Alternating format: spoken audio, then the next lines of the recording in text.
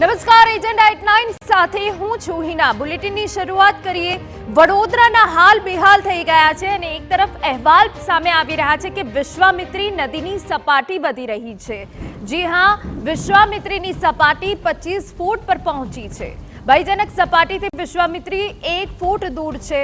આજવા ડેમની સપાટી 213.26 ફૂટ પર પહોંચી ગઈ છે અને આ તરફ પ્રતાપપુરા સરોવરની સપાટીની વાત કરીએ તો 227.45 પર પહોંચી છે।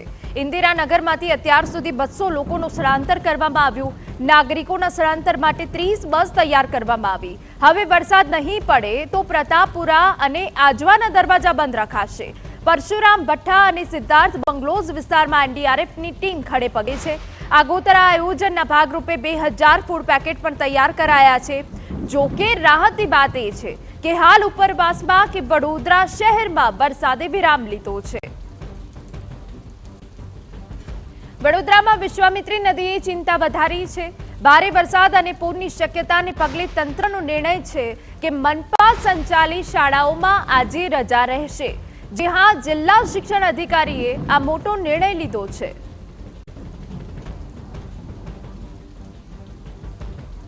તો ભારે વરસાદ અને પૂરની શક્યતાને પગલે તંત્રનો આ મોટો નિર્ણય સામે આવ્યો કે જે મનપા સંચાલિત શાળાઓ છે તેમાં આજે રજા રહેશે।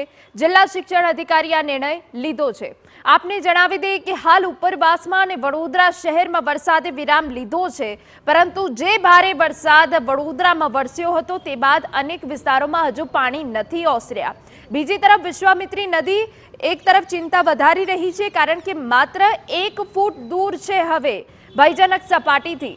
વિશ્વામિત્રી નદીની જળ સપાટીમાં પણ વધારો થઈ રહ્યો છે, એટલે વડોદરાના હાલ બેહાલ થઈ ગયા છે।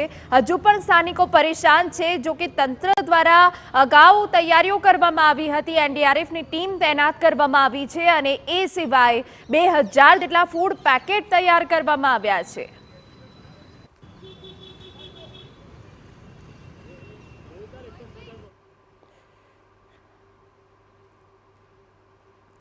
તો એનડીઆરએફની ટીમ તૈનાત છે, ફૂડ પેકેટ તૈયાર કરવામાં આવ્યા છે। વડોદરાની પરિસ્થિતિ હાલ શું છે તેના માટે અમારા સંવાદદાતા અંજલિ ઓઝા વધુ વિગતે વાત કરવા જોડાયા છે।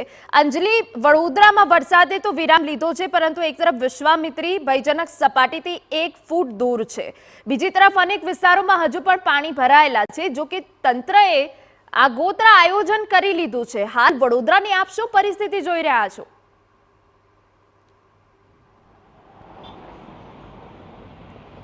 હિના, તમને બતાવી દઉં કે જે રીતે વિશ્વામિત્રીની સપાટી વધી રહી છે તેની સાથે સાથે વડોદરાના નગરજનોની ચિંતા પણ વધી રહી છે। હાલ વડોદરા શહેરના અકોટા વિસ્તારમાં આવેલા જે પરશુરામ ભઠ્ઠા છે, જ્યાં આગળ લો લાઇન એરિયા કહી શકાય, જ્યાં વિશ્વામિત્રીની સપાટીમાં વધારો થાય તો પાણીની ભરાવાની સમસ્યાઓ શરૂ થઈ જતી હોય છે। તંત્ર દ્વારા આ તમામ વિસ્તારોમાં સિટી બસની આયોજન કરવામાં આવ્યું છે કે બસ મારફતે સ્થાનિકોને ખસેડવામાં આવે તો તેઓને જે શેલ્ટર હોમ છે, શાળાઓ જે તૈનાત કરવામાં આવી છે ત્યાં આગળ રાખવામાં આવે। બીજી તરફ જેવી રીતે ફૂડ પેકેટની જરૂરિયાત પડે તેને લઈને પણ તૈયારીઓ કરવામાં આવી છે, પરંતુ જે રીતે ગઈકાલે 3.5 ઇંચ વરસાદ વરસ્યો, વડોદરા શહેરની સ્થિતિ જળબંબાકારની થઈ ગઈ। આ સિવાય જેવી રીતે વિશ્વામિત્રીમાં સતત પાણીની આવક થઈ રહી છે તેને લઈને જે સપાટી વિશ્વામિત્રીની વધી રહી છે, વડોદરાના નગરજનો પણ કેટલાક હાજર છે, તેમની સાથે વાત કરીશું। વિરેનભાઈ, જેવી રીતે વિશ્વામિત્રીની સપાટી વધી રહી છે, સ્થાનિકોમાં એક ભય પણ વધી રહ્યો છે। 2 વખત તો પૂરની પરિસ્થિતિમાંથી બહાર નીકળ્યા, ત્રીજી વખતનું પણ સંકટ ટોળાઈ રહ્યું છે। વડોદરા મહાનગરપાલિકાની જે વહીવટી તંત્ર છે એ સદંતર નિષ્ફળ નીવડ્યું એવું અમારું સ્પષ્ટ કહી શકાય, કારણ કે માત્ર 3.5 ઇંચ વરસાદની અંદર વડોદરા જળબંબાકાર થઈ ગયો, ચારેકોર પાણી થઈ ગયા હતા। ત્યારે અહીંના સ્ટેન્ડિંગ કમિટીના ચેરમેને જે ગઈકાલે ઇન્ટરવ્યૂ આપ્યો છે કે ક્લાઇમેટ ચેન્જના કારણે, પણ મારે એમને કહેવું છે કે ક્લાઇમેટ ચેન્જના કારણે નહીં, પરંતુ તમારા વહીવટની નિષ્કાળજીના કારણે આ વડોદરા શહેરને પૂરનો ભોગ બનવું પડ્યું છે। વિરેનભાઈ, જેવી રીતે 24 ફૂટને પાર પહોંચી છે અત્યારે વિશ્વામિત્રી, હજુ પણ પાણીમાં જો આવકમાં વધારો થાય તો વડોદરા શહેરને કેટલી અસર પડી છે? જો 26 ફૂટ કરતાં જો વધી જાય તો ભયજનક સપાટી કહેવાય છે। અત્યારે 25 ફૂટનું લેવલ પર તો આવી ગઈ છે, એટલે 1 ફૂટ જેટલું હજુ બાકી રહ્યું છે। પરંતુ ઉપર અત્યારે ભગવાનનો શુકર માનવો જોઈએ કે અત્યારે વરસાદ વડોદરા શહેરમાં રોકાઈ ગયો છે। જો વરસાદ ન રોકાયો હોત તો મને એવું લાગે છે કે ફરી એકવાર પૂરનું સંકટ વડોદરા શહેરના માથા પર હતું અને પારાવાર નુકસાનીઓનો સામનો કરવાનો વારો આવ્યો હતો। આપને ડર લાગી રહ્યો છે જેવી રીતે વિશ્વામિત્રીની સપાટી વધી રહી છે પરંતુ વરસાદે વિરામ લીધો છે? અત્યારે વડોદરાના શહેરીજનો એક ડરનો માહોલમાં જીવી રહ્યા છે કે પાછી પૂરની પરિસ્થિતિનું નિર્માણ ના થાય. આ જે વીએમસીમાં ભાજપનું બોર્ડ 30 વર્ષથી છે અને જે હિન્દુત્વની વાત કરતી આ સરકાર નદીને આપણે હિન્દુ ધર્મમાં માતાનો દરજ્જો આપીએ છીએ અને કોણ આ માતાને એને ગંદી રાખી શકે.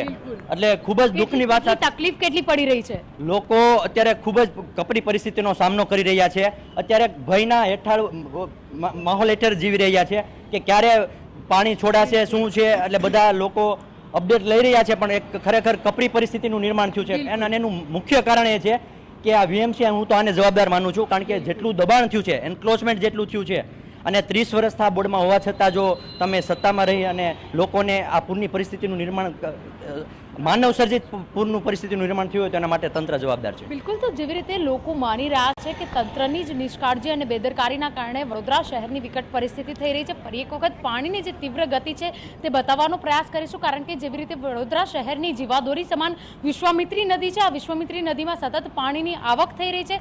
જે ગતિથી પાણીની આવક થઈ રહી છે તેને લઈને વડોદરાના નગરજનોમાં ફરી એક વખત ચિંતાનો વિષય છે. પરંતુ જ્યારે વિશ્વામિત્રી નદીનું જળસ્તર અત્યારે 25 ફૂટ પર સ્થિર થયું છે, વરસાદ નહીં વરસવાના કારણે પ્રતાપપુરા અને આજવાના જે દરવાજાઓ છે તે બંધ રાખવામાં આવ્યા છે. સાથે સાથે વરસાદે પણ વિરામ લીધો છે. ત્યારે થોડા સમય માટે જ્યારે હવે જો વરસાદ નહીં વરસે તો તંત્ર દ્વારા દરવાજાઓ બંધ જ રાખવામાં આવશે, જેને લઈને વડોદરાના નગરજનોમાં એક થોડા અંશે રાહત પણ દેખાઈ રહી છે. જી બિલકુલ અંજલિ, ખૂબ અગત્યની જાણકારી આપ આપી રહ્યા છો. આભાર.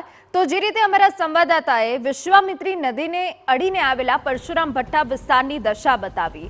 હવે 1 ફૂટ દૂર છે ભયજનક સપાટીથી વિશ્વામિત્રી, પરંતુ હાલ રાહતની વાત વડોદરાવાસીઓ માટે એ છે કે વરસાદ રોકાયો છે. તંત્ર દ્વારા પણ આગોતરા આયોજન કરાયા છે.